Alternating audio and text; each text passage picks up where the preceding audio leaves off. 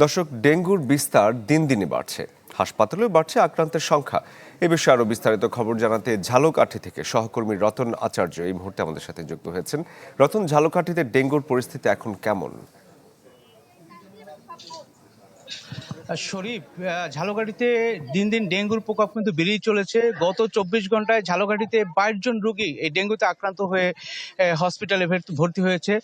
ঝালকাঠির লঞ্চঘাট এবং station road, Fakirbari সহ 9টি এলাকাকে ডেঙ্গুর ঝুঁকিপূর্ণ এলাকা হিসেবে ঘোষণা করেছে স্বাস্থ্য বিভাগ এবং পৌরসভা। তবে আমি এই মুহূর্তে রয়েছি ঝালকাঠির লঞ্চঘাট নামক স্থানে। এই স্থানে এক রোগীর মৃত্যুবরণ করার ঘটনা রয়েছে এবং এই স্থানটি এমন একটি স্থান যেখানে আসলে ঘন বসতিপূর্ণ একটি জায়গা এবং এলাকার বিভিন্ন জায়গায় কিন্তু ময়লা আবর্জনার স্তূপ হয়ে আছে।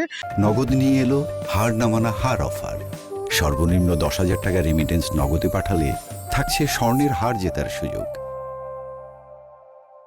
তবে এইসব এলাকার লোকজন বলছে যে পৌরসভার পক্ষ থেকে এইসব এলাকায় আসলে মশা নিধনের তেমন কার্যকরী কোনো পদক্ষেপ না নেওয়ার কারণে কিন্তু এই ডেঙ্গু মশার উপদ্রব বাড়ছে।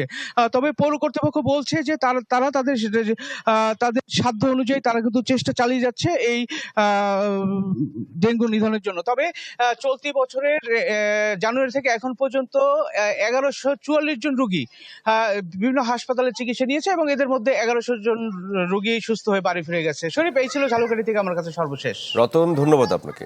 দর্শক, ডেঙ্গু পরিস্থিতির খবর জানাচ্ছিলেন সহকর্মী রতন আচার্য।